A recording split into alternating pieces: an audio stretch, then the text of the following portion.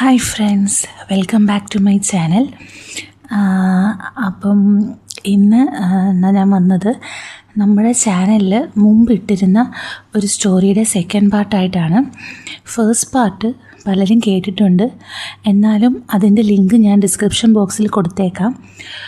ആ ഫസ്റ്റ് പാർട്ടിന് ശേഷം അതിൻ്റെ ഒരു ഹോട്ട് പോർഷൻ ഞാൻ ജൂലൈ 19 നമ്മുടെ ടെലിഗ്രാം ചാനലിൽ അപ്ലോഡ് ചെയ്തിട്ടുണ്ടായിരുന്നു. ടെലിഗ്രാം ചാനലിലെ ലിങ്ക് ഞാൻ കമൻറ്റ് ബോക്സിൽ കൊടുക്കുന്നുണ്ട്.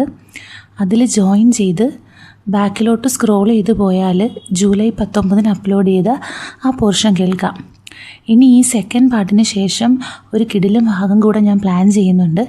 അത് നമ്മുടെ പെയ്ഡ് ചാനലിലാണ് ഇടാൻ പോകുന്നത്.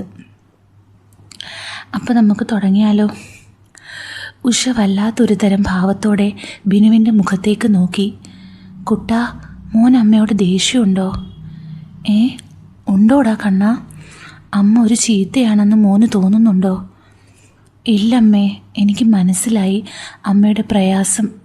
എനിക്ക് അമ്മയോട് ഒരു ദേഷ്യവും ഇല്ല, ഇഷ്ടവും സ്നേഹവും മാത്രമേ ഉള്ളൂ. അത് കേട്ട് ഉഷയ്ക്ക് എന്തെന്നില്ലാത്ത ആശ്വാസം തോന്നി. തൻ്റെ മോൻ തന്നെ മനസ്സിലാക്കിയല്ലോ എന്ന സന്തോഷവും. കുട്ടാ, അമ്മ ഇങ്ങനെ ചിന്തിച്ചിട്ട് പോലുമില്ല. സഹിച്ച് തന്നെ അമ്മ ജീവിച്ചത്. പരമാവധി സഹിച്ചു കുട്ടാ. ഇനി വയ്യാത്തോണ്ടാ. എൻ്റെ കണ്ണൻ അമ്മേനെ വെറുക്കരുത്. അത് പറയുമ്പോഴും ഉഷയുടെ കൈ പഴയ സ്ഥാനത്ത് തന്നെ ആയിരുന്നു. അമ്മ ജീവിച്ചത് എങ്ങനെയാണെന്ന് മോൻ അറിയില്ല. അതാർക്കും അറിയില്ല കുട്ടാ. അമ്മ ആരോടും ഒന്നും പറഞ്ഞിട്ടുമില്ല. പറഞ്ഞിട്ടുണ്ട് നിൻ്റെ അച്ഛനോട്. അയാളത് കേട്ടതുമില്ല. ഉഷ സ്വന്തം മോനോട് മനസ്സ് തുറക്കുകയായിരുന്നു. തനിക്ക് വേണ്ട രീതിയിലുള്ള കളി കിട്ടിയില്ല എന്ന് സ്വന്തം മകനോടാണ് താൻ പറയാൻ ഒരുങ്ങുന്നതെന്ന ചിന്ത തന്നെ ഉഷയുടെ ഉള്ളിൽ വല്ലായ്മ സൃഷ്ടിച്ചു. പക്ഷെ പറഞ്ഞത് മുഴുവിപ്പിക്കാൻ അവൾക്കായില്ല. അപ്പോഴേക്കും ബിനുവിൻ്റെ ഫോൺ റിങ് ചെയ്തു. അത് ഉഷയിൽ ഒരവസരം സൃഷ്ടിച്ചു. നല്ല ഫോമിൽ നിന്നപ്പോഴാണ് ഈ ഫോൺ കോൾ ഒരു വിഘ്നമായി വന്നത്. ബിനുവിനത് എടുക്കാതിരിക്കാൻ കഴിഞ്ഞില്ല. അവൻ്റെ ഉറ്റ സുഹൃത്തായ ഹരിയാണ്. ഹരി ഫോണിലൂടെ ചോദിച്ചു, ഡാ എങ്ങനെയുണ്ടടാ ഇപ്പോൾ? റെസ്റ്റ് തന്നെയാണടാ. ഡാ, നീ അധികം സ്ട്രെസ്സൊന്നും എടുക്കരുത്. നിനക്ക് വേണ്ടത് ചെയ്തു തരാൻ അമ്മയുണ്ടല്ലോ അവിടെ. ബിനു അത് കേട്ട് അർത്ഥം വെച്ചൊരു ചിരി പാസ്സാക്കി ഉഷയുടെ മുഖത്തേക്കൊന്ന് നോക്കി.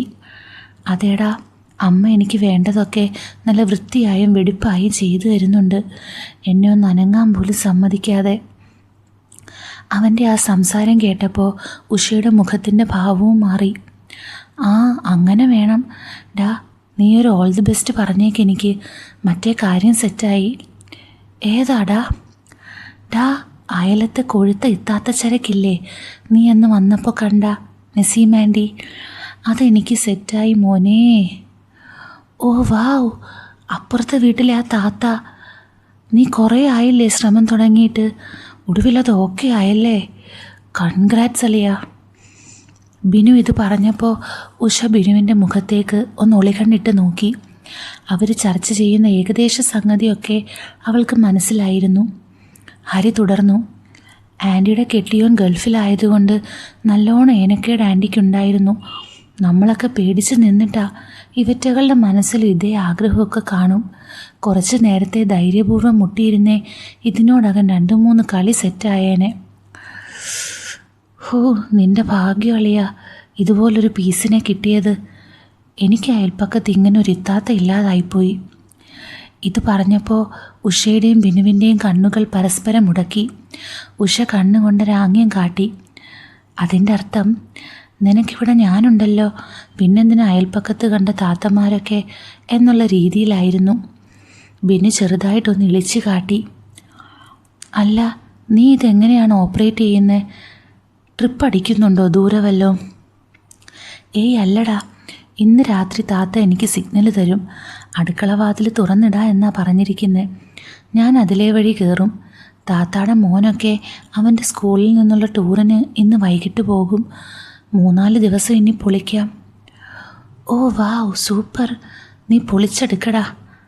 അവർ തമ്മിലുള്ള സംഭാഷണം തീർന്ന ശേഷം ബിനു ഉഷയുടെ മുഖത്തേക്ക് നോക്കി. ആ നസീമാൻ്റിയെക്കാളുമൊക്കെ സുന്ദരിയായ ചരക്കാണ് തൻ്റെ അമ്മ. ഹരിക്ക് അങ്ങനെ ഒരെണ്ണം ഓക്കെ ആയി. ഇനി താങ്കൂടെ ഒന്ന് സെറ്റാക്കണം. ഉഷയുടെ കൈ അപ്പോഴും പഴയ സ്ഥാനത്ത് തന്നെ ആയിരുന്നു. ബിനുവിൻ്റെ ഫോൺ സംഭാഷണം തീർന്നു കഴിഞ്ഞപ്പോൾ അവൾക്ക് ആശ്വാസമായി. അവൾക്ക് കാര്യം മനസ്സിലായെങ്കിലും അതേപ്പറ്റി ഒന്നും സംസാരിക്കാതെ ഉഷ പഴയ പരിപാടി തുടങ്ങിക്കഴിഞ്ഞിരുന്നു. അപ്പോൾ ഇത് നമ്മുടെ യൂട്യൂബിൽ ഇത്രയേ ഉള്ളൂ. ഇതിൻ്റെ ബാലൻസ് പാർട്ട് ഞാൻ മാർച്ച് മിനി സീരീസ് എന്ന് പറഞ്ഞൊരു ചാനലുണ്ട് ടെലഗ്രാമിൽ, അതിലാവും ഇടുക. അപ്പോൾ അത് വേണ്ടവർ കമൻറ്റ് ബോക്സിലുള്ള ലിങ്കിൽ ക്ലിക്ക് ചെയ്ത ശേഷം എനിക്ക് മെസ്സേജ് അയച്ചാൽ മതിയേ. അപ്പോൾ ടെലഗ്രാമിലെ അടിപൊളി പാട്ടാണ്. അത് കേട്ടിട്ട് നിങ്ങൾ കമൻസ്, നിങ്ങൾക്കുള്ള അഭിപ്രായമൊക്കെ ഇവിടെ വന്ന് പറയണം കേട്ടോ. അപ്പോൾ നമുക്ക് ഉടനെ കാണാം. With love, Aleena.